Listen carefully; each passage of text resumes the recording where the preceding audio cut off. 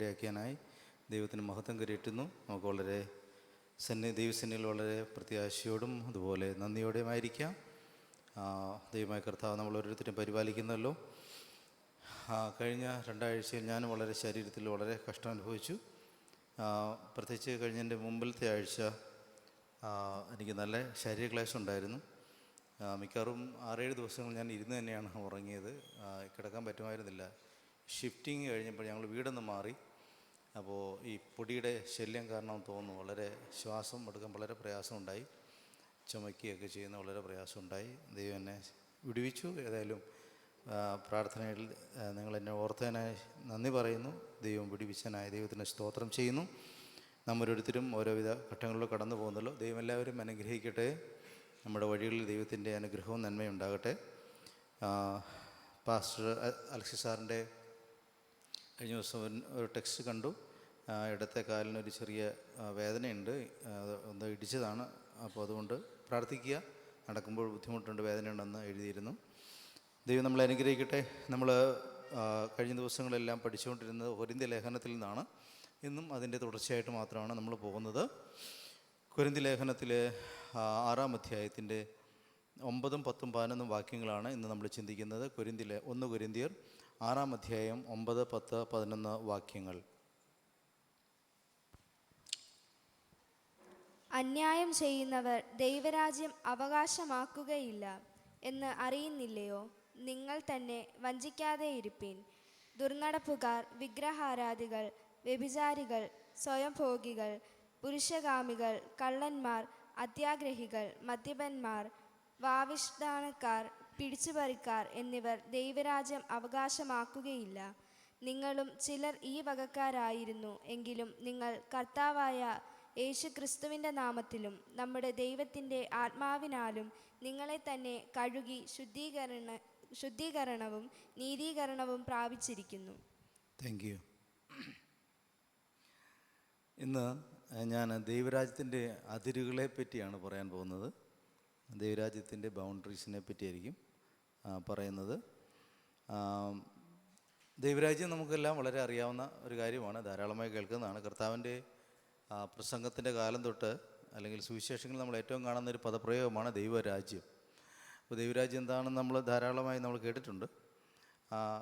സിമ്പിളായിട്ട് നമ്മൾ മനസ്സിലാക്കി, ദൈവത്തിൻ്റെ ആധിപത്യമുള്ള, ദൈവം ഭരിക്കുന്ന ഒരു സംവിധാനം, അതാണ് ദൈവരാജ്യം എന്ന് നമ്മൾ മനസ്സിലാക്കുന്നത്. കർത്താവ് ഏറ്റവും കൂടുതൽ പറഞ്ഞ് മനസ്സിലാക്കാൻ ശ്രമിച്ചതും അതാണ്. കാരണം ഒരു രാജ്യം എന്ന് കേൾക്കുമ്പോൾ നമ്മുടെ മനസ്സിൽ സാധാരണ രാജാവും പ്രജകളും തമ്മിലൊരു ബന്ധം, ഒരു ഫിസിക്കൽ ബന്ധം നമുക്ക് മനസ്സിൽ വരും. അപ്പോൾ അതുകൊണ്ട് അത്തരമൊരു സംവിധാനത്തെപ്പറ്റി അറിയാവുന്ന ജനത്തോട് ഈ അദൃശ്യമായ ഒരു രാജ്യത്തെപ്പറ്റി പറയാമെന്നുള്ളത് അത്ര എളുപ്പമായ കാര്യമല്ല. അതുകൊണ്ടായിരിക്കണം കർത്താവ് ഒത്തിരിയേറെ ഉപമകളും ഉപമാനങ്ങളൊക്കെ ഉപയോഗിച്ചിട്ടാണ് ഈ ദൈവരാജ്യം എന്ന് പറഞ്ഞ കാര്യം മനസ്സിലാക്കിക്കാൻ ശ്രമിച്ചത്. എന്നിട്ടും ശിഷ്യന്മാർക്കത് മനസ്സിലായില്ല എന്നുള്ള വേറെ സത്യം. ഇതൊരു വലിയ ആഴത്തിൽ മനസ്സിലാക്കേണ്ട ഒരു കാര്യമാണ്. നമ്മൾ പഠിക്കുമ്പോഴും മനസ്സിലാവും. കാരണം ഈ രാജ്യത്ത്, ലോകത്തിൽ നമ്മൾ ജീവിക്കുമ്പോൾ തന്നെ ദൈവരാജ്യ നിയമങ്ങളെ പാലിച്ചുകൊണ്ടും ദൈവരാജ്യത്തിൻ്റെ സ്വഭാവത്തെ സൂക്ഷിച്ചുകൊണ്ടും ദൈവരാജ്യത്തിൻ്റെ രീതികളെ പാലിച്ചുകൊണ്ട് ജീവിക്കുക എന്ന് പറയുന്നത് അത്ര എളുപ്പമായ കാര്യമല്ല. അത് വളരെ പ്രയാസമുള്ള കാര്യമാണ്. കാരണം നമ്മളെപ്പോഴും നമ്മുടെ സമൂഹത്താൽ, നമ്മുടെ ചുറ്റുവട്ടമുള്ള സാഹചര്യങ്ങളാൽ സ്വാധീനിക്കപ്പെടുന്ന സാധാരണ മനുഷ്യരാണ്. അതുകൊണ്ടാണ് നമ്മളുടെ ഈ സൺഡേയിൽ അല്ലെങ്കിൽ ആരാധനാ ദിവസങ്ങളിൽ അല്ലെങ്കിൽ ഉപവാസ പ്രാർത്ഥന ദിവസങ്ങളുടെ മാനസിക തലവും അത് കഴിഞ്ഞ് മറ്റുള്ള സമയങ്ങളിൽ മാനസിക തലം വ്യത്യാസപ്പെടുന്നത് അതുകൊണ്ടാണ്. കാരണം ഈ അന്തരീക്ഷത്തിനകത്ത് വന്നിരിക്കുമ്പോൾ നമ്മുടെ മാനസിക തലമൊക്കെ ദൈവവചനത്തിന് അനുസൃതമായിരിക്കും, ദൈവസ്നേഹത്തിൽ അധിഷ്ഠിതമായിരിക്കും, ഒക്കെ ശരിയാണ്. പക്ഷേ നമ്മൾ പുറത്തേക്ക് കഴിയുമ്പോൾ വ്യത്യസ്തമായ സാഹചര്യങ്ങളും വ്യത്യസ്തമായ ഇൻഫ്ലുവൻസുകളും വരുന്നത് കൊണ്ട് നമ്മളെപ്പോഴും മാറിക്കൊണ്ടേയിരിക്കുക. അപ്പോൾ ദൈവരാജ്യത്തിനകത്ത് എങ്ങനെ നമുക്ക് നിലനിൽക്കാം, അതിൻ്റെ പരിധികൾ എന്തെല്ലാമാണ് എന്നൊക്കെ നമ്മൾ അറിഞ്ഞിരിക്കേണ്ടതാണ്. പ്രത്യേകിച്ച് നമ്മൾ വിനയാട് ചർച്ചിൻ്റെ ഒരു ധാരണ അല്ലെങ്കിൽ ഒരു പഠിപ്പിക്കലുകൾക്ക് അത് പ്രാധാന്യം കൊടുക്കുന്നൊരു കാര്യമാണ് ദൈവരാജ്യം. ദൈവരാജ്യം എന്ന് കേൾക്കുമ്പോൾ നമ്മൾ സുവിശേഷങ്ങളെ കാണുമ്പോൾ അത്ര കൃത്യമായ ഒരു വിശദീകരണങ്ങളോ അല്ലെങ്കിൽ കൃത്യമായിട്ടുള്ള ഒരു ബൗണ്ടറികളൊന്നും നമുക്ക് തെളിച്ചെടുക്കാൻ കഴിയില്ല. നിങ്ങൾ ശ്രദ്ധിച്ച് നോക്കിയോ, അതിൻ്റെ ഒരു സത്ത മാത്രമേ കർത്താവ് പറയുന്നുള്ളൂ. പക്ഷെ ആരാണ് എന്നൊന്നും വിശദീകരിക്കാനായിട്ട് നമുക്കവിടെ കണ്ടെത്താൻ പറ്റില്ല. അല്ലെങ്കിൽ ഏത് സ്വഭാവക്കാരൻ, ഏത് സ്വഭാവക്കാരി, അകത്താണ് പുറത്താണ്, അങ്ങനെയൊന്നും പറയാനായിട്ട് നമുക്ക് സുവിശേഷങ്ങളിൽ കാണുന്ന കഥകളിലോ യേശു പറയുന്ന ഉപമകളിലൊന്നും കാണാൻ കഴിയില്ല. പക്ഷേ നമ്മളിവിടെ ഈ കൊരിന്ത്യ ലേഖനത്തിൽ വരുമ്പോൾ പൗലോസ് അപ്പോസ്തലൻ വളരെ വ്യക്തമായിട്ട് അത് ദൈവരാജ്യത്തിൻ്റെ അകം പുറം ഒക്കെ വ്യക്തമാക്കി തിരിച്ചു തരുന്ന പൊരുൾ തിരിക്കുന്ന ഒരു രീതിയാണ് നമ്മളിവിടെ കാണുന്നത്. അപ്പോൾ അവിടെ നമുക്ക് കാണുന്ന ഒരു തരം അവ്യക്തത നമുക്ക് തോന്നിയാൽ പോലും അതിൻ്റെ വ്യക്തതകൾ ഇവിടെ വളരെ വളരെ കൃത്യമായിട്ട് വരച്ച് വെച്ചിട്ടുണ്ട്. അതുകൊണ്ടാണ് ഞാൻ അതിരുകളെന്ന് വിളിക്കാനായിട്ട് ഇഷ്ടപ്പെട്ടത്. നമുക്ക് എന്താണ് ഇത് പറയുന്നതെന്ന് ശ്രദ്ധിക്കാം. 9-ാമത്തെ വാക്യം അതിന് മുമ്പ് തന്നെ 6-ാമത്തെ വാക്യത്തിലൊക്കെ പറഞ്ഞു വരുന്നത് ഒരു വിഷയത്തെ പറ്റി, തമ്മിലുള്ള പ്രശ്നങ്ങളെ എങ്ങനെ സോൾവ് ചെയ്യണം എന്നൊക്കെ പറഞ്ഞാൽ വരുന്നത്.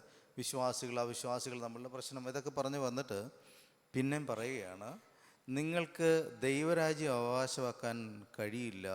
ആർക്ക്? വിക്കഡിന്, അന്യായം ചെയ്യുന്നവന്, ദുഷ്ടൻ എന്നൊക്കെ പറയുന്നൊരു പദപ്രയോഗം വിക്കഡ് എന്നാണ് ഞാൻ ഇംഗ്ലീഷിൽ കണ്ടേ.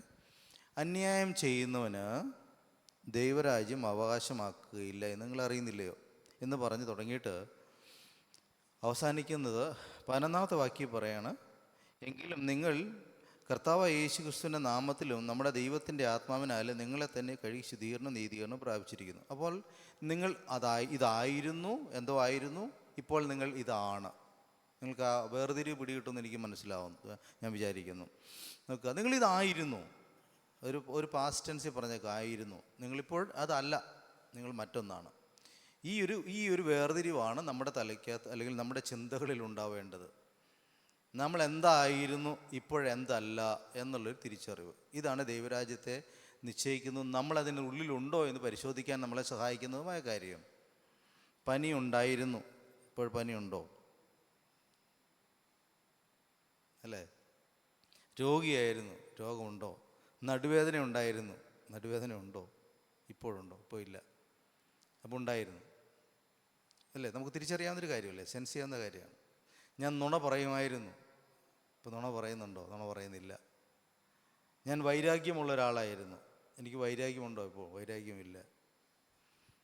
നമുക്ക് ഈ തിരിച്ചറിയാവുന്ന കാര്യം. ഇങ്ങനെ തിരിച്ചറിയാവുന്ന, മനസ്സിലാക്കാവുന്ന, കൗണ്ടബിളായിട്ടുള്ള, നമുക്ക് റെക്കഗ്നൈസ് ചെയ്യാവുന്ന, തിരിച്ചറിയാവുന്ന കാര്യങ്ങളിലൂടെ ദൈവരാജ്യത്തിൽ നമ്മളാണോ അല്ലയോ എന്ന് തിരിച്ചറിയാൻ കഴിയും. അപ്പോൾ ഇവിടെ നിന്നാണ് നമ്മൾ ഇന്നത്തെ ഈ ഒരു കാഴ്ചപ്പാട് നമുക്കതിനെ മനസ്സിലാക്കാൻ ശ്രമിക്കുക. അതുകൊണ്ടാണ് ഞാൻ ബൗണ്ടറി എന്ന വാക്ക് തന്നെ ഉപയോഗിക്കുന്നത്, അതിരുകൾ തന്നെ ഉപയോഗിക്കുന്നത്. കാരണം ചില കാര്യങ്ങൾ നമ്മൾ കൃത്യമായി പറയുന്നില്ലെങ്കിൽ അത് അവ്യക്തത സൃഷ്ടിച്ചുകൊണ്ടേയിരിക്കും. ആ അവ്യക്തതകൾ നമ്മൾക്ക് ഒത്തിരി കാര്യങ്ങൾക്ക് ലൈസൻസാണ്. അങ്ങനെയല്ലേ നമ്മൾ പല കാര്യങ്ങളും ചെയ്തുകൊണ്ടിരിക്കുന്നത്. പല തെറ്റുകളെയും പാപങ്ങളെയും നമ്മൾ പരിപാലിക്കുന്നതും സൂക്ഷിക്കുന്നതൊക്കെ ഈ ബൗണ്ടറി ഇല്ലായ്മ കൊണ്ട് തന്നെയാണ്. നമുക്കിതെല്ലാം ഒരു ഗ്രേ കളറിലിട്ട് നമുക്ക് കാര്യങ്ങൾ ചെയ്യാം, ബ്ലാക്ക് ആൻഡ് വൈറ്റ് ആക്കാതെ സൂക്ഷിക്കാം. അതിനുള്ള ചില സാധ്യതകൾ എല്ലായ്പ്പോഴും ബൈബിളിലുണ്ട്. അപ്പോൾ നമുക്ക് ഇന്ന് കുറച്ചും കൂടെ കൃത്യതയോടെ കാണാൻ പറ്റുമോ എന്ന് നമുക്ക് ശ്രമിക്കാം. നോക്കുക, ദൈവരാജ്യത്തിൽ ആരല്ല, ദൈവരാജ്യത്തിൽ ആരാണ്. ഇതാണ് നമ്മൾ പറയാൻ പോകുന്ന കാര്യം. ദൈവരാജ്യം, അതിനെ സംബന്ധിച്ച് കൊടുത്തിരുന്ന വാക്ക് നിങ്ങൾ ശ്രദ്ധിക്കുക. ദൈവരാജ്യത്തെ അവകാശമാക്കുക എന്നൊരു പ്രയോഗമാണ്. അവകാശമാക്കുക, അല്ലെ? ശ്രദ്ധിച്ച് നോക്കി, ഇൻഹെറിറ്റ് എന്നൊരു പദം, അവകാശമാക്കുക. എന്താ ഈ അവകാശമാക്കൽ? ഇത് മനസ്സിലാവണമെങ്കിൽ നമ്മൾ ഇസ്രായേൽ മക്കളോട് തന്നെ ചോദിക്കണം, അവർക്ക് അതിൻ്റെ അർത്ഥം മനസ്സിലാവുള്ളൂ. അവർക്ക് വേണ്ടി നിയോഗിക്കപ്പെട്ട ഒരു ഭൂമിയുണ്ട്, വാഗ്ദത്ത ഭൂമി. പക്ഷെ അത് അവരുടെ കയ്യിലല്ല, അവരതിൽ നിന്ന് അകലെയാണ്. ആ ഭൂമിയിലേക്ക് കയറി അത് അവകാശപ്പെടുത്തുക എന്ന് പറഞ്ഞ പ്രക്രിയ അതിനകത്തുണ്ട്. അതാണ് എൻ്റെ കാര്യം. ഇസ്രായേൽ അത് അവകാശമാക്കുകയായിരുന്നു. ആ വാഗ്ദത്ത ഭൂമി, അല്ലെങ്കിൽ അവർക്ക് വേണ്ടി ദൈവം കൊടുക്കാമെന്ന് വാഗ്ദത്തം ചെയ്ത ഭൂമിയെ അവർ അവകാശമാക്കുകയായിരുന്നു, എടുക്കുകയായിരുന്നു. അതൊരു ചെറിയ പ്രക്രിയയല്ല, ഒരു ദിവസം കൊണ്ട് നടക്കുന്നൊരു കാര്യമല്ല, അല്ലെങ്കിൽ ഒറ്റയടിക്ക് നടക്കുന്നൊരു വാക്കുകൊണ്ട് നടക്കുന്ന കാര്യമല്ല. അതിനകത്തൊരു എഫേർട്ടുണ്ട്. അതുകൊണ്ട് ദൈവരാജ്യത്തിനകത്തൊരു അവകാശമാക്കലുണ്ട്, അതിനകത്തേക്ക് പ്രവേശിക്കുക എന്നൊരു പ്രക്രിയയുണ്ട്, അതിനകത്ത് നമ്മൾ ആയിത്തീരുക എന്നൊരു പ്രക്രിയയുണ്ട്. അത് ഒരു ദിവസം നമ്മൾ ഒറ്റ തീരുമാനം എടുത്തുകൊണ്ടും കർത്താവിനെ ഞാൻ ഏറ്റുകൊള്ളുന്നു എന്ന് പറയുന്നതുകൊണ്ടോ, അല്ല യേശു എൻ്റെ രക്ഷിതാവാണ് കർത്താവാണെന്ന് പറയുന്നതുകൊണ്ടോ, അല്ലെങ്കിൽ നമ്മൾ സ്ഥിരമായി ആരാധനാലയത്തിൽ പോകുന്നതുകൊണ്ടോ, പ്രാർത്ഥിക്കുന്നതുകൊണ്ടോ, കർത്താവിൻ്റെ വേലയ്ക്ക് വേണ്ടി പണം ചെലവഴിക്കുന്നതുകൊണ്ടോ, ഇതൊന്നും തെറ്റായ കാര്യമല്ല, എല്ലാം നല്ല കാര്യങ്ങളാണ്. ഇതൊന്നും ദൈവരാജ്യത്തിലാകാനുള്ള സാധ്യതകളല്ല എന്നാണ് ഞാൻ പറഞ്ഞു വരുന്നത്. ഇതെല്ലാം ദൈവരാജ്യത്തിലാകാൻ സാധ്യതയുള്ള, ആകുന്നവരും ആകാത്തവർക്കും ചെയ്യാൻ പറ്റുന്ന കാര്യങ്ങളാണ്. പക്ഷെ ദൈവരാജ്യത്തിലാകുക എന്ന് പറയുന്നത് അതൊരു അവകാശമാക്കലാണ്, അതിൻ്റെ സ്വഭാവ ഗുണങ്ങളോടും രീതികളോടും. ഒരു രാജ്യത്ത് നിങ്ങൾ ചെന്നാൽ അവിടുത്തെ നിയമങ്ങൾ പാലിച്ചില്ലെങ്കിൽ എന്താണ് സ്വാഭാവികമായിട്ട് സംഭവിക്കുക? മറ്റു രാജ്യങ്ങൾ പുറത്ത് വിടുക. ആ രാജ്യത്ത് നിൽക്കാൻ നമ്മളെ കൊണ്ട് പറ്റത്തില്ല. ഒന്നെങ്കിൽ ജയിലിൽ അല്ലെങ്കിൽ പുറത്ത്. എന്നാണ് എനിക്ക് തോന്നുന്നു ഏറെക്കുറെ ഒരു സംവിധാനം. മിക്ക രാജ്യങ്ങളുടെ ഒരു പൊതു സ്വഭാവം അതായിരിക്കും. ഒന്നെങ്കിൽ അവർ പിടിച്ച് ജയിലിലിടും ആ രാജ്യത്തിൻ്റെ നിയമങ്ങൾ പാലിക്കുന്നില്ലെങ്കിൽ, അല്ലെങ്കിൽ ആ രാജ്യത്തിൽ നിന്ന് പുറത്താക്കുക, പിന്നെ അങ്ങോട്ട് കയറിയേക്കരുതെന്നും പറഞ്ഞ് പുറത്തേക്ക് വിടുക. ഇതാണ് ഒരു സ്വാഭാവികമായിട്ട് ഒരു രാജ്യത്ത് സംഭവിക്കുക. അപ്പോൾ ഈ അവകാശമാക്കൽ പ്രക്രിയ നമുക്ക് എത്രത്തോളം അറിയാം? ഈ രാജ്യത്തിനകത്ത് നിലനിൽക്കാനായിട്ട് എന്തെല്ലാം ആവശ്യമുണ്ട് അത് നമുക്കറിയാമോ? അത് നമ്മൾ അറിഞ്ഞിരിക്കണം.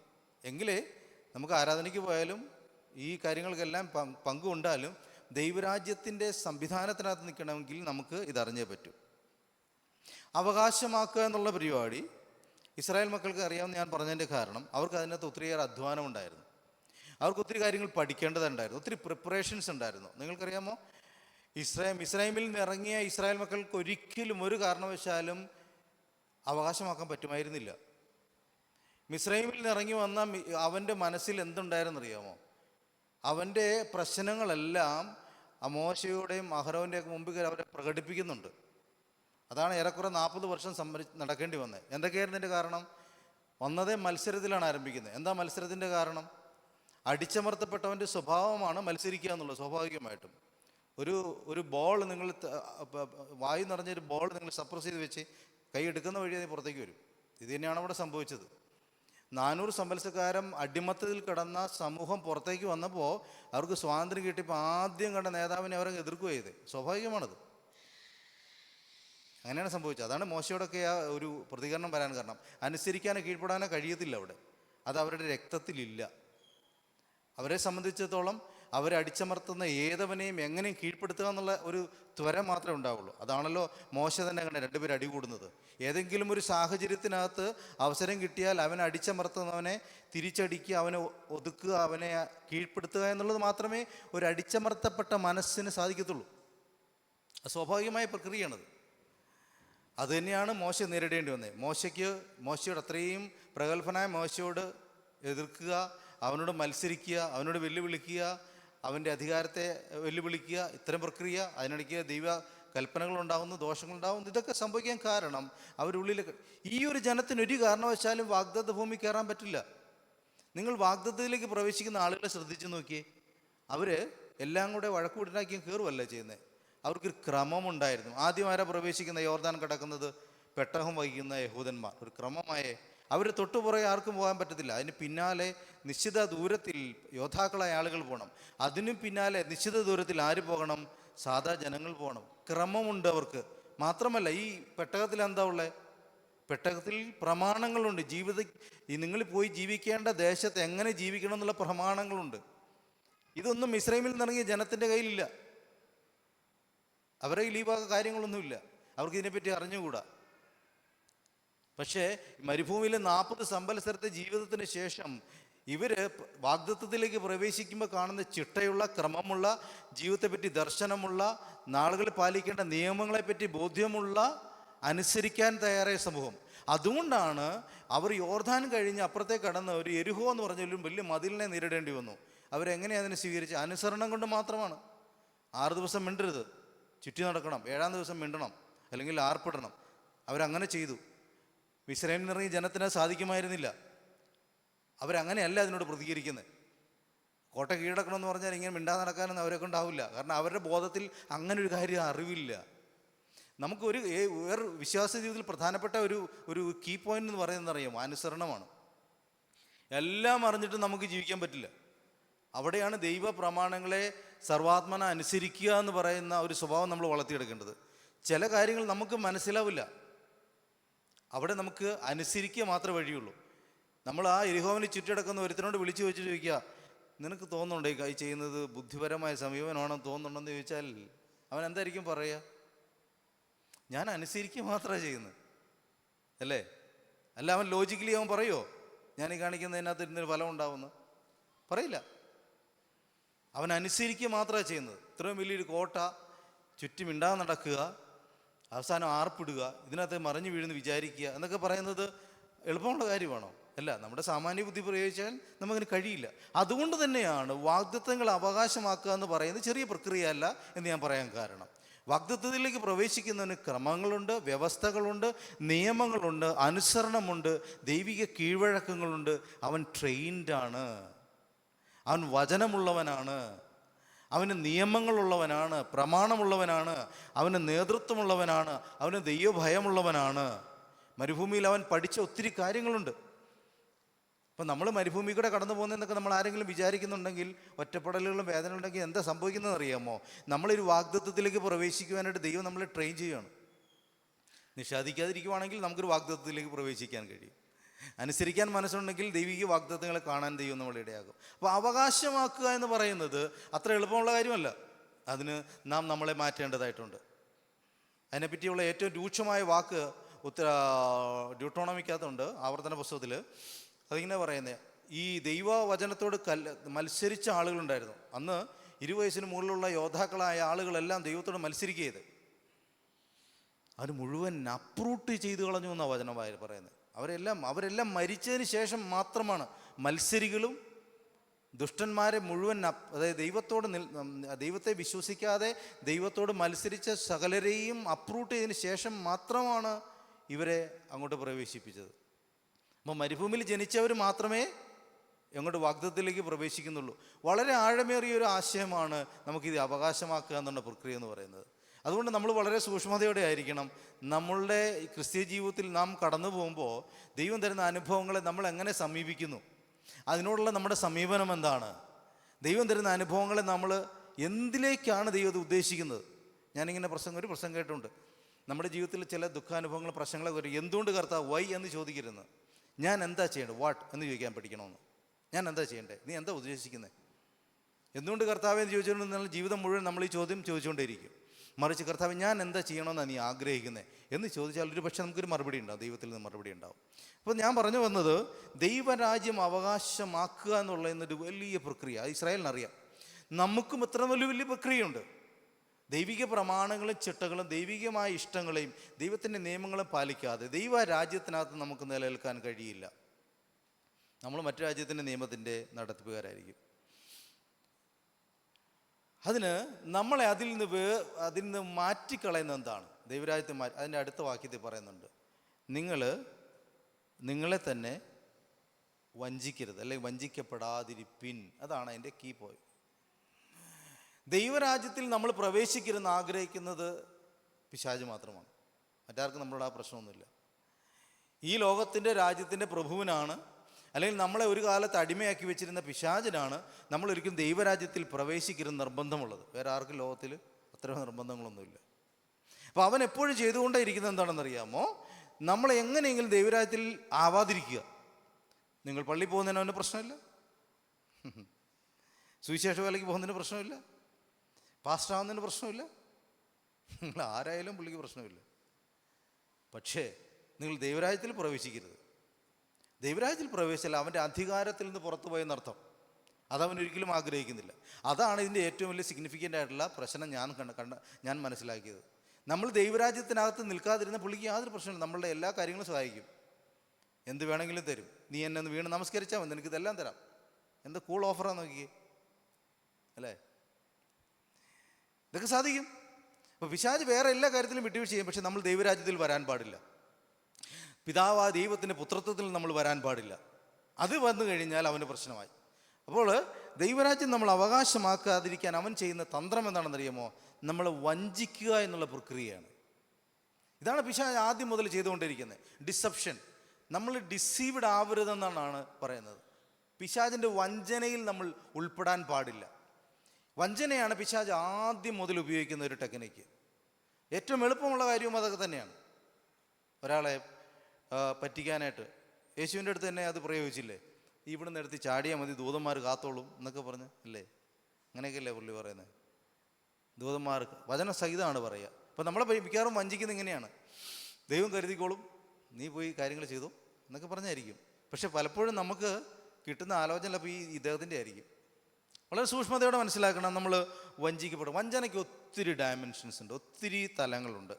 അത് ഏത് രൂപത്തിൽ വേണമെന്ന് നമ്മൾ വഞ്ചിക്കുക. ഇവിടെ കുറേ ഫോമാണ് പറഞ്ഞിട്ടുള്ളത്. ഇവർ നേരിട്ട പ്രശ്നം, ആര്? കൊരിന്ത്യർ നേരിട്ട പ്രശ്നങ്ങളാണ്. വഞ്ചനയുടെ കുറേ രൂപങ്ങൾ അവിടെ പറഞ്ഞിട്ടുള്ളത്. നോക്കിക്കേ എന്തൊക്കെയാണെന്ന്.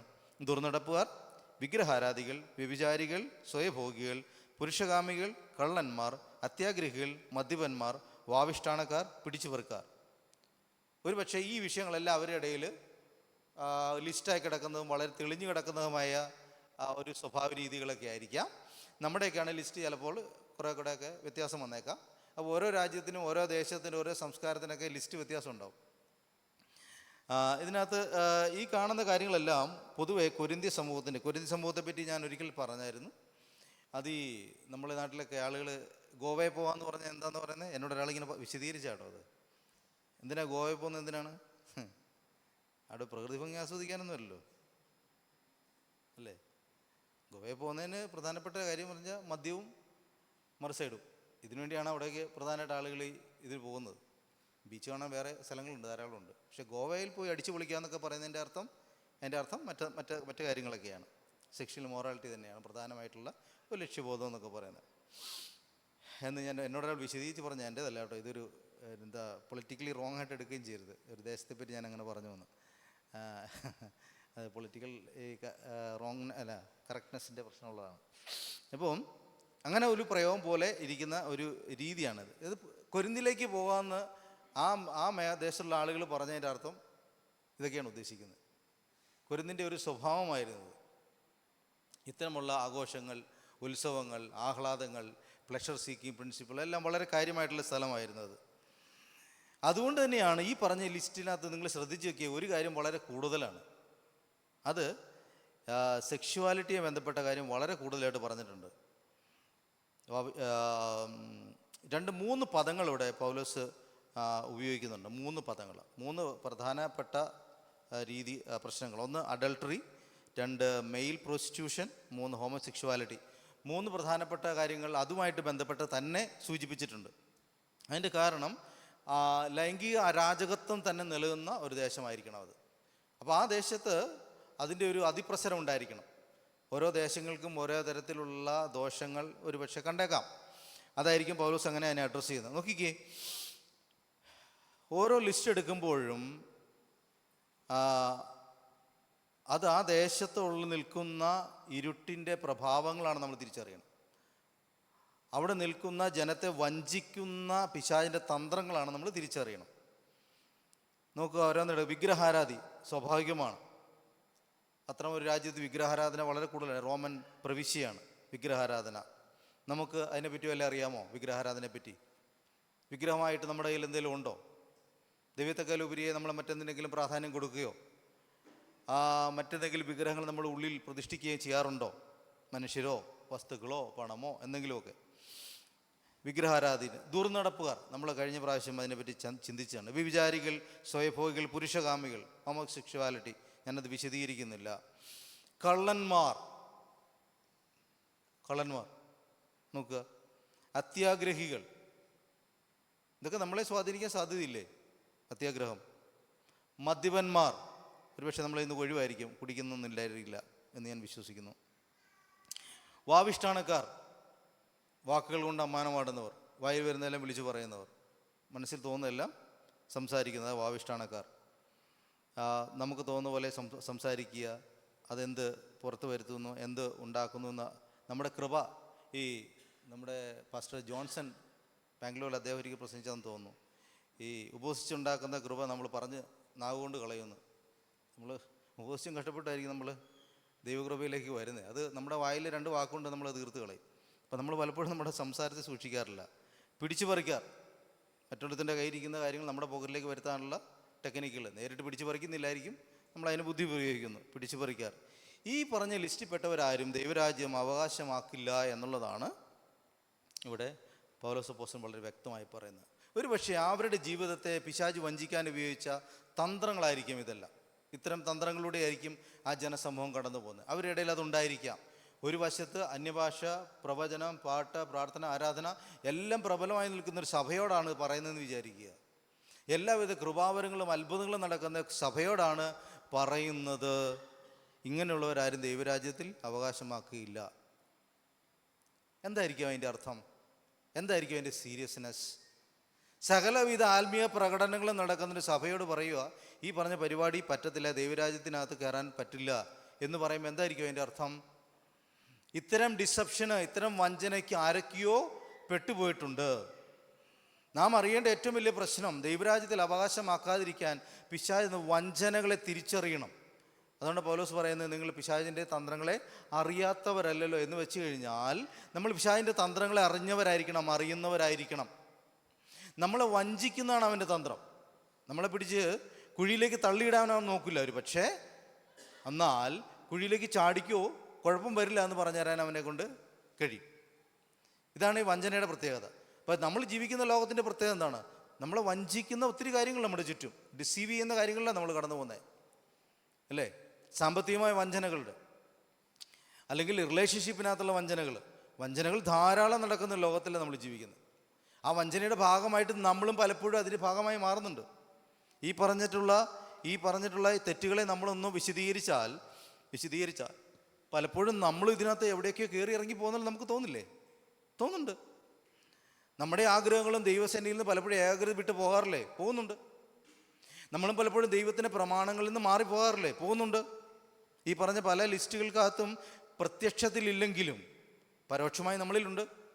ഉദാഹരണത്തിന്, നമ്മളീ പറയുന്ന പദങ്ങളെല്ലാം നമ്മൾ പഴയ നിയമത്തിൻ്റെ പ്രമാണത്തിൽ നമ്മൾ കാണുന്നത്. വ്യഭിചാരം ചെയ്യരുത്. നമ്മളെങ്ങനെ മനസ്സിലാക്കുന്നത്? 10 കൽപ്പനയ്ക്കകത്തുള്ള വ്യഭിചാരം നമുക്കറിയാവുള്ളൂ. കർത്താവിൻ്റെ വ്യഭിചാരം എന്താണ്? കർത്താവ് വിശദീകരിക്കുന്ന വ്യഭിചാരം എന്താണ്? സ്ത്രീയോട് തെറ്റായി നോക്കുന്നവൻ വ്യഭിചാരം, നേരെ തിരിച്ചും. അപ്പോൾ മനസ്സിലുണ്ടാകുന്ന പ്രക്രിയയിൽ തന്നെ എന്തുണ്ടായി? സഹോദരൻ നിസ്സാരം എന്ന് പറഞ്ഞാൽ നീ അവനെ കൊല്ലുന്നതിന് തുല്യമാണ്. അപ്പോൾ പുതിയ നിയമത്തിൽ നമ്മൾ എത്തിയിട്ടില്ല. നമ്മൾ പഴയ നിയമം ഏറെക്കുറെ വിട്ടു വന്നിട്ടേ ഉള്ളൂ. പുതിയ നിയമത്തിലേക്ക് എത്താറായിട്ടില്ല. നമ്മുടെ ഒരു കോൺഫിഡൻസ് എന്താണെന്നറിയാമോ? നമ്മളിതെല്ലാം പാലിക്കുന്നവരാണെന്നുള്ള ഒരു കോൺഫിഡൻസിൽ നമ്മൾ ജീവിക്കുന്നത്. പക്ഷേ കർത്താവിൻ്റെ പ്രമാണങ്ങളിലേക്ക് നമ്മൾ എത്തുമ്പോൾ ഇതെല്ലാം വളരെ സൂക്ഷ്മമായ കാര്യങ്ങളാണ്. അതുകൊണ്ട് തന്നെ നമ്മൾ നോക്കിക്കേ, ഈ പറഞ്ഞ ലിസ്റ്റുകളൊന്നും നമ്മൾ ഡിസീവ് ചെയ്യാൻ പാടില്ല, നമ്മൾ വഞ്ചിക്കപ്പെടാൻ പാടില്ല, പിശാചിൻ്റെ തന്ത്രങ്ങളിൽ നമ്മൾ പെട്ടുപോകാൻ പാടില്ല. അങ്ങനെയുള്ളവർക്ക് എന്ത് ചെയ്യാൻ പറ്റില്ലെന്നാണ് പറഞ്ഞത്? ദൈവരാജ്യം അവകാശമാക്കുകയില്ല. നിങ്ങൾ വായിച്ചു നോക്കിക്കോ. അവകാശമാക്കാൻ സാധ്യതയുണ്ട്, അവകാശമാക്കിയേക്കാം, അങ്ങനെ വല്ല എഴുതിയിട്ടുണ്ടോ നോക്കിക്കേ. അങ്ങനെ എന്തെങ്കിലും ഒരു ഓപ്ഷൻ ഇട്ട്, ഒരു സാധ്യതയിട്ട് അവകാശമാക്കുകയില്ല എന്ന് തന്നെയല്ലേ എഴുതിയേക്കുന്നത്? നമ്മൾ അങ്ങനെ തന്നെ അതിനെ മനസ്സിലാക്കണം. അല്ലെങ്കിൽ ഒരു പക്ഷേ നിങ്ങൾക്ക് അവകാശമാക്കാൻ പറ്റിയേക്കാം, അങ്ങനെയൊന്നും എഴുതിയിട്ടില്ല. അവകാശമാക്കുകയില്ല എന്ന് തന്നെയാണ്. അതൊരു ബൗണ്ടറി. നമുക്ക് അടുത്തിലേക്ക് വരാം. ആരാണ് ഇതിനകത്തുള്ളത്, ആ ബൗണ്ടറിക്ക് ഇപ്പുറത്തുള്ളത്? നിങ്ങളിൽ ചിലർ ഈ വകക്കാരായിരുന്നു, ഈ വകുപ്പിൽപ്പെട്ടവരായിരുന്നു നിങ്ങളിൽ പലരും. എങ്കിലും നിങ്ങൾ കർത്താവ് യേശുക്രിസ്തുവിൻ്റെ നാമത്തിലും നമ്മുടെ ദൈവത്തിൻ്റെ ആത്മാവിനാലും നിങ്ങളെ തന്നെ കഴുകി ശുദ്ധീകരണവും നീതീകരണവും പ്രാപിച്ചിരിക്കുന്നു. 2 പ്രധാനപ്പെട്ട വാക്കുകൾ: ശുദ്ധീകരണം, നീതീകരണം. അത് ഒരു ഇച്ചിരി വേദശാസ്ത്രപരമായ വാക്കുകളാണ്. നീതീകരണം എന്ന് പറഞ്ഞാൽ സംഭവിക്കുന്ന എപ്പോഴാണെന്ന് വെച്ച് കഴിഞ്ഞാൽ, നമ്മൾ കർത്താവ് യേശുവിനെ സ്വീകരിച്ചു കഴിയുമ്പോൾ, എൻ്റെ പാപങ്ങൾക്ക് വേണ്ടി കർത്താവ് മരിച്ചു എന്ന് നാം വിശ്വസിക്കുമ്പോൾ എന്തുണ്ടാവുന്നു? നാം ദൈവം മുമ്പിൽ നീതീകരിക്കപ്പെടുകയും ചെയ്യുന്നു. ജസ്റ്റിഫിക്കേഷൻ എന്നൊക്കെ പറയുന്നത്, ദൈവം ക്രിസ്തുവിൽ നമ്മളെ നീതീകരിക്കുക. പിന്നെ അവിടെ തൊട്ട് നമ്മളെ വിളിക്കുന്ന ആരെന്നറിയാമോ? ദൈവം മകനെ മകളെന്നാണ് വിളിക്കുന്നത്. അതുവരെയുള്ളത് കർത്താവ് നമ്മുടെ പാപങ്ങളെ പുറകിൽ എറിഞ്ഞു കളഞ്ഞിരിക്കുന്നു. അവൻ നമ്മളോട് മറന്നിരിക്കുന്നു, ക്ഷമിച്ചിരിക്കുന്നു. അതാണ് അതിൻ്റെ പ്രത്യേകത. അവിടെ മുതൽ നമ്മളെ കണക്കാക്കുന്നത് ദൈവത്തിൽ. അതുകൊണ്ടാണ് ഇവിടെ ഇത്രയും കാര്യങ്ങൾ എഴുതുമ്പോൾ വിശുദ്ധന്മാർ എന്ന് പറയാൻ കാരണം അതാണ്. ദൈവജനത്തിൽ നമ്മൾ കാണുന്നത്, പുതിയ നിയമത്തിൽ വിശുദ്ധന്മാർ തന്നെയാണ് പറയുന്നത്. അവർ ഏറ്റവും വിശുദ്ധിയിൽ പരകോടി നിൽക്കുന്നതുകൊണ്ടല്ല, അതാണ് ദൈവം നമ്മളെ കാണാൻ ആഗ്രഹിക്കുന്ന അങ്ങളാണ്. എത്ര തെറ്റ് ചെയ്താലും മക്കളെന്നല്ലേ വിളിക്കത്തുള്ളൂ. ദൈവസ്നേഹത്തിൻ്റെ പ്രത്യേകത അതാണ്. അവൻ നമ്മളെ സ്നേഹിക്കുന്നതുകൊണ്ട് നമ്മുടെ കുറവുകൾ നമ്മൾ നിൽക്കുമ്പോൾ പോലും അവൻ മകളായിട്ട് കാണുന്നു എന്ന് നമ്മൾ മനസ്സിലാക്കുന്നു. അതുകൊണ്ട് ശുദ്ധീകരണം അല്ലെങ്കിൽ ജസ്റ്റിഫിക്കേഷൻ, നീതീകരണം എന്ന് പറയുന്നത് ക്രിസ്തു മുഖാന്തരം ക്രിസ്തുവിൽ നമ്മുടെ പാപങ്ങളെ ദൈവം ക്ഷമിച്ചു എന്നുള്ള നമ്മുടെ ഉറപ്പിനെയാണ് നമ്മൾ നീതീകരണം എന്ന വാക്കുകൾ. അതുകൊണ്ട് അവിടെ മുതൽ കർത്താവ് എൻ്റെ പാപങ്ങൾക്ക് വേണ്ടി മരിച്ചു എന്ന് ഞാൻ വിശ്വസിക്കുന്നു എന്ന് നമ്മൾ ഏറ്റുപറയുന്ന നിമിഷം മുതൽ നമ്മൾ നീതീകരണത്തിൽ പെട്ട ആളുകളാണ്, ദൈവരാജ്യത്തിൻ്റെ അവകാശികളാണ്. പക്ഷെ മറ്റൊന്നുകൂടി നമുക്ക് മനസ്സിലാക്കേണ്ടത്, അത് ശുദ്ധീകരണം എന്നുള്ളതാണ്. കഴുകുന്ന, ശുദ്ധീകരിക്കുന്ന പ്രക്രിയ. അതെന്താണ്? സാങ്ക്ടിഫിക്കേഷൻ. അത് നമ്മുടെ ഡെയിലി ജീവിതത്തിൽ സംഭവിക്കേണ്ടതാണ്. എങ്ങനെ? ഞാൻ ചെയ്യുന്ന തെറ്റുകളെ, ഞാൻ ചെയ്യുന്ന കുറവുകളെ, ഓരോ നിമിഷം ഞാൻ അറിഞ്ഞോ ചെയ്തു പോകുന്ന കാര്യങ്ങളെ ദൈവം മുമ്പാകെ വന്ന് എനിക്ക് വേണ്ടി ഇന്നും പിതാവിൻ്റെ സന്നിധിയിൽ നിന്ന് ക്രിസ്തു തമ്പുരാൻ്റെ കർത്താവിൻ്റെ മുമ്പിൽ വന്ന് എനിക്ക് വേണ്ടി എൻ്റെ പാപങ്ങളെ ക്ഷമിക്കണമെന്ന് ഏറ്റു പറയുമ്പോൾ ഞാൻ സ്വീകരിക്കുന്ന ഒരു കഴുകലാണ്, ഒരു ശുദ്ധീകരണമാണ്. അത് പരിശുദ്ധാത്മാവ് സാന്നിധ്യത്തിൽ ദൈവവചനത്താൽ നമ്മളെ ദൈവം ശുദ്ധീകരിക്കുന്നു നാം മനസ്സിലാക്കുന്നു. ഈ പ്രക്രിയയെ നിരന്തരം പോകുന്ന ഒരാൾക്ക് മാത്രമേ ദൈവരാജ്യത്തിൽ തുടരാൻ കഴിയത്തുള്ളൂ. ഒരുപക്ഷെ നീതീകരണത്തിൻ്റെ പ്രക്രിയ നമ്മൾ കടന്നുപോയാലും നിരന്തരമായി ദൈവസന്നിധിയിൽ വന്ന് നമ്മുടെ കുറ്റങ്ങളെ, കുറവുകളെ ഏറ്റുപറഞ്ഞ്, പാപങ്ങളെ ഏറ്റുപറഞ്ഞ് ഉപേക്ഷിച്ച് മുന്നോട്ട് പോകാത്ത ഒരാളെ സംബന്ധിച്ചിടത്തോളം ദൈവരാജ്യത്തിൽ തുടരാൻ കഴിയില്ല. ദൈവരാജ്യത്തിൽ തുടരാൻ കഴിയില്ല. അയാൾക്ക് സഭയെ തുടരാൻ കഴിയും, അയാൾക്ക് മിനിസ്ട്രി തുടരാൻ കഴിയും, അയാൾക്ക് ഒത്തിരി കാര്യങ്ങൾ ചെയ്യാൻ കഴിയും, സമൂഹത്തെ നന്നാക്കാൻ കഴിയും, എല്ലാം കഴിയും. പക്ഷെ ദൈവരാജ്യത്തിൽ തുടരണമെങ്കിൽ ഈ പറയുന്ന പ്രക്രിയയിലൂടെ ദിനം ദിനം അവൻ പൊയ്ക്കൊണ്ടേയിരിക്കണം. അവൻ്റെ ലക്ഷ്യമെന്ന് പറയുന്നത് ക്രിസ്തുവിനെ പോലെയാകുന്ന, ക്രിസ്തു ആകുന്ന തലയോളം വളരുക എന്ന ഒരു നിയോഗമുള്ള മനുഷ്യനാണ് ഒരു ദൈവ പൈതൽ എന്ന് പറയുന്നത്. അതുകൊണ്ട് അനുദിന ജീവിതത്തിൽ കഴുകൽ പ്രാപിച്ച്, ശുദ്ധീകരണം പ്രാപിച്ച്, പാപത്തെ വെറുത്ത്, പാപത്തെ തള്ളിക്കളഞ്ഞ് വിശുദ്ധിയോടും വേർപാടോടും ജീവിക്കാൻ കഴിയുന്നവന് മാത്രമേ ദൈവരാജ്യത്തിൽ തുടരാൻ കഴിയുള്ളൂ എന്ന് ഇവിടെ വ്യക്തമായി പറയുന്നു. ഞാൻ പറയുന്നതല്ലല്ലോ, നിങ്ങൾക്ക് വായിച്ചാൽ മനസ്സിലാവുമല്ലോ, വളരെ വ്യക്തമാണ്. ദൈവരാജ്യത്തിൽ നമുക്ക് തുടരണോ വേണ്ടോ എന്നുള്ള തീരുമാനം നമ്മുടേതാണ്. ആരാധനയ്ക്ക് വരണോ പോകണ്ടോ എന്നുള്ളത് നമ്മുടെ പ്രശ്നമുള്ള കാര്യമല്ല, നമുക്ക് എളുപ്പമുള്ള കാര്യമാണ്. പക്ഷെ ദൈവരാജ്യത്തിൽ തുടരണമോ എന്നുള്ളത് നാം വ്യക്തിപരമായി തീരുമാനിക്കേണ്ട കാര്യമാണ്. വ്യക്തി എന്ന നിലയിൽ, ഒരു മനുഷ്യൻ എന്ന നിലയിൽ നാം തീരുമാനിക്കേണ്ട കാര്യമാണ്. അത് മറ്റൊരാളിൽ നമുക്ക് ഒന്നും ചെയ്യാൻ കഴിയുന്ന കാര്യമാണ്. മറ്റൊരാളുടെ സഹായത്താലോ ചെയ്യാൻ കഴിയുന്നതല്ല, മറ്റൊരാളെ കുറ്റപ്പെടുത്തിയോ രക്ഷപ്പെടാൻ കഴിയുന്ന കാര്യമല്ല. കാരണം ഈ കഴുകൽ നാം നമ്മിൽ തന്നെ പ്രാപിക്കേണ്ടതാണ്. എൻ്റെ തെറ്റുകളെ പറ്റിയുള്ള അവബോധങ്ങൾ, ഞാൻ എവിടെ വഞ്ചിക്കപ്പെട്ടു എന്നുള്ള കാര്യങ്ങൾ, അത് മറ്റൊരാൾക്ക് അറിയണമെന്ന് നിർബന്ധമില്ല. ഞാൻ എവിടെ വഞ്ചിക്കപ്പെട്ടു എന്ന് വേറെ ആൾക്ക് മനസ്സിലാവണമെന്ന് നിർബന്ധമില്ല. വേറെ ആൾക്ക് അറിയില്ല ഞാൻ എവിടെ വീണിരിക്കുന്നു അറിയില്ല. അത് ഞാനും എൻ്റെ ദൈവത്തിന് മുമ്പിൽ ഞാൻ നിരന്തരം ശുദ്ധീകരിക്കപ്പെടേണ്ട, കഴുകപ്പെടേണ്ട പ്രശ്നമാണ്. ഇതറിയാനായിട്ട് ഒരു ദൈവത്തിന് കഴിയുമ്പോൾ മാത്രമേ അവർക്ക് ദൈവരാജ്യത്തിൽ തുടരാനായിട്ട് കഴിയത്തുള്ളൂ. അതെങ്ങനെയാണ് സാധിക്കുന്നത്? ക്രിസ്തുവിൻ്റെ നാമത്തിൽ അത് നമ്മൾ ചെയ്തതാണ്. പക്ഷേ ദൈവത്തിൻ്റെ ആത്മാവിനാൽ നിങ്ങളെ തന്നെ കഴുകി ശുദ്ധീകരിക്കണം. അപ്പോൾ ദൈവാത്മാവിന് വലിയ റോൾ നമ്മുടെ ജീവിതത്തിൽ എന്താണെന്നറിയാമോ? നമ്മളെ ശുദ്ധീകരിക്കാനും നമ്മളെ സഹായിക്കാൻ പരിശുദ്ധാത്മാവിന് കഴിയും. പലപ്പോഴും നമ്മൾ വായിക്കുന്ന പോലെ പ്രാർത്ഥിക്കേണ്ട എങ്ങനെ ഇന്നവണ്ണം പ്രാർത്ഥിക്കും നമുക്ക് അറിയില്ലല്ലോ എന്ന് പറയുന്ന പോലെ അങ്ങനെയല്ലേ നമ്മൾ വായിക്കുന്നത്. നമുക്ക് പ്രാർത്ഥിക്കാൻ പോലും അറിയില്ല. റോമാലേഖനം അങ്ങനെ പറയുന്നു. ദൈവത്തിൻ്റെ ഹിതം അറിഞ്ഞ് പ്രാർത്ഥിക്കാൻ നമുക്ക് കഴിയില്ല. ദൈവത്തിൻ്റെ ഹിതം അറിഞ്ഞ് പ്രവർത്തിക്കാൻ നമുക്ക് പലപ്പോഴും കഴിയില്ല. ദൈവം മനസ്സിലാക്കി പലപ്പോഴും പോകാൻ കഴിയില്ല. അവിടെ എല്ലാമാണ് പരിശുദ്ധാത്മാവിൻ്റെ സാന്നിധ്യം നമുക്ക് ആവശ്യമുള്ളത്. ഒരു വിശുദ്ധ ജീവിതം നയിക്കണമെന്ന് ആഗ്രഹിക്കുന്നവനും എന്താവശ്യമുണ്ട്? പരിശുദ്ധാത്മാവിൻ്റെ സഹായം ആവശ്യമുണ്ട്. എനിക്കോ നിങ്ങൾക്കോ നമ്മുടെ ശക്തി കൊണ്ടോ ഇത് പലപ്പോഴും കഴിയുന്ന കാര്യമല്ല. ഞാൻ ജീവിതത്തിൽ പലപ്പോഴും വ്യക്തിപരം നേരിട്ട ചില പ്രശ്നങ്ങളുണ്ട്. എത്രമാത്രം മാറ്റാൻ കഴിഞ്ഞിട്ടും മാറാൻ ശ്രമിച്ചിട്ടും മാറാൻ കഴിയുന്നില്ല. എത്ര കണ്ട് പ്രാർത്ഥിച്ചിട്ട് ഉപവസിച്ചിട്ട് മാറാൻ പറ്റാത്ത ചില കാര്യങ്ങൾ. അത് ഞാൻ അവസാനം എന്താണ് ഇതിന് പരിഹാരം എന്ന് ഞാൻ ചിന്തിച്ചപ്പോഴാണ്, അല്ലെങ്കിൽ അത് ദൈവം എന്നെ മനസ്സിലാക്കി തന്നാണ്, ഇത് പരിശുദ്ധാത്മാവിൽ ആശ്രയിക്കുക മാത്രമേ നിനക്ക് വഴിയുള്ളൂ.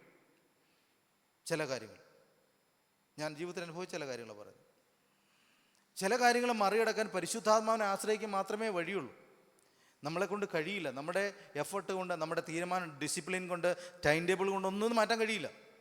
ചില കാര്യങ്ങളെ മാറ്റാനായിട്ട് പരിശുദ്ധാത്മാവിലുള്ള വളരെ ആഴമേറിയ ആശ്രയബോധത്തിലേ കഴിയത്തുള്ളൂ. കാരണം അത് നമ്മുടെ കഴിവിനപ്പുറത്തേക്ക് നമ്മളെ സഹായിക്കാനായിട്ട് ആത്മാവിന് നമ്മളെ കഴിയും. ഇന്ന് പലകാലം നമ്മളിൽ പലർക്കും പല ഘട്ടങ്ങൾ കടന്നു പോകണമെന്നുണ്ടായിരിക്കും. ആത്മീയ ജീവിതത്തിനകത്ത് മുന്നോട്ട് പോകാൻ സ്റ്റെപ്പ് എടുക്കാൻ ശ്രമിക്കുന്നുണ്ടായിരിക്കാം. ദൈവരാജ്യത്തിൻ്റെ അടുത്ത തലങ്ങളിലേക്ക് പ്രവേശിക്കണമെന്നുണ്ടായിരിക്കാം.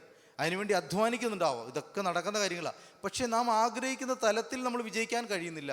എന്തുകൊണ്ടാണെന്നറിയാമോ? നാം നമ്മുടെ ശക്തിയിൽ ആശ്രയിക്കുന്നു, നമ്മുടെ കഴിവിൽ ആശ്രയിക്കുന്നു, നമ്മുടെ അധ്വാനത്തിൽ ആശ്രയിക്കുന്നു. മറിച്ച് ഇന്ന് പൽക്കാലം പരിശുദ്ധാത്മാവിൽ നിന്ന് ആശ്രയിച്ച് നോക്കി. ആ വിഷയത്തിൽ ആത്മാവിനെ ഒന്ന് ശരണപ്പെട്ടെ.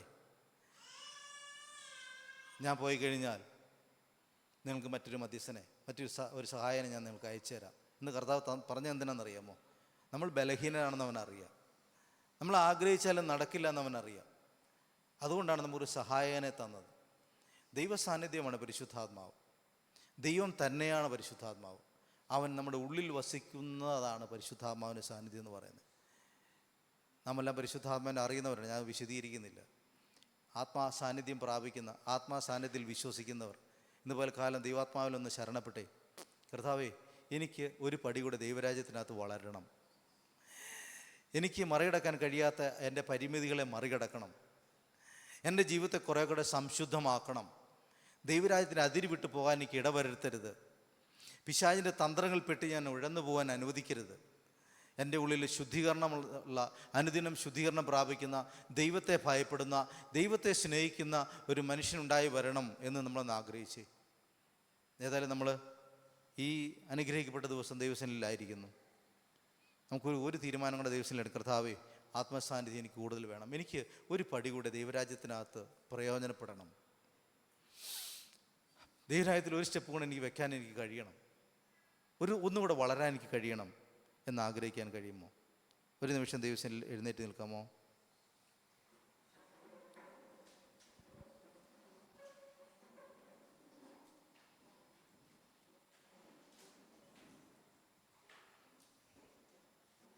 നമുക്കൊരുമിച്ച് പ്രാർത്ഥിക്കാം.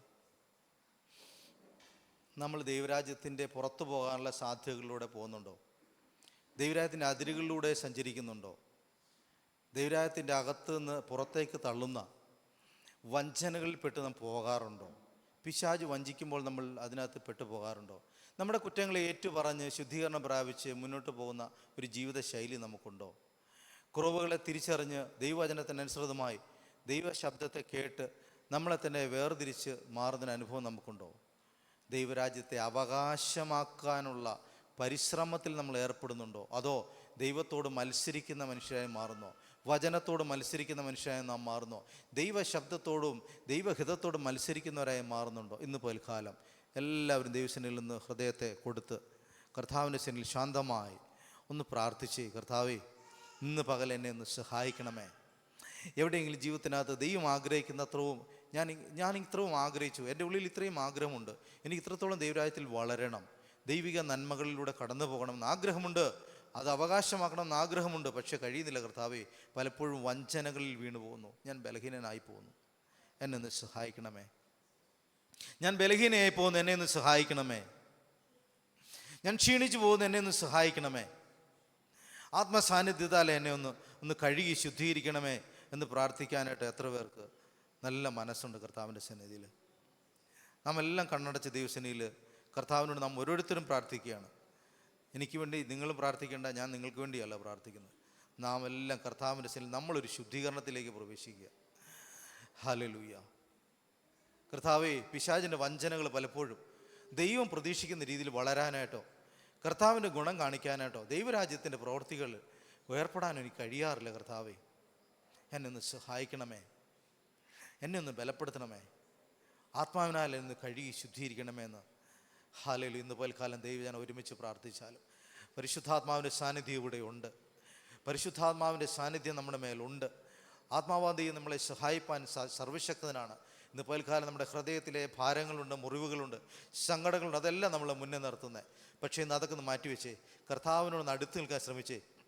അവൻ നമ്മളെ കഴുകി കഴിയുമ്പോൾ, അവൻ നമ്മളെ ശുദ്ധീകരിച്ച് കഴിയുമ്പോൾ നമ്മുടെ ജീവിതത്തിൻ്റെ പ്രതിസന്ധികൾ മാറിപ്പോവുക തന്നെ ചെയ്യും. നമ്മൾ ദൈവരാജ്യത്തിനകത്ത് അവൻ്റെ അധികാരത്തിൻ്റെ കീഴിൽ നിൽക്കാത്തപ്പോഴാണ് പലപ്പോഴും പിശാചിന് നമ്മുടെ ജീവിതത്തിന്മേൽ ആധിപത്യമെടുക്കാൻ കഴിയുന്നത്. പലപ്പോഴും നമ്മളതിൻ്റെ ബൗണ്ടറികൾക്ക് പുറത്തേക്ക് തെറിച്ചു പോകുമ്പോഴാണ് അവന് നമ്മുടെ മേൽ ആധിപത്യം എടുക്കുന്നത്. നമ്മളെ രോഗികളായിട്ടും നമ്മളെ ക്ഷീണിതന്മാരായിട്ടും നമ്മളെ പരാജയപ്പെട്ടവരാക്കി അവന് മാറ്റാൻ കഴിയുന്നത് പലപ്പോഴും ഇതിൻ്റെ ബൗണ്ടറികൾ ഭേദിച്ച് പുറത്തേക്ക് പോകുന്നുണ്ട്. ഇന്ന് പൽക്കാലം കർത്താവേ,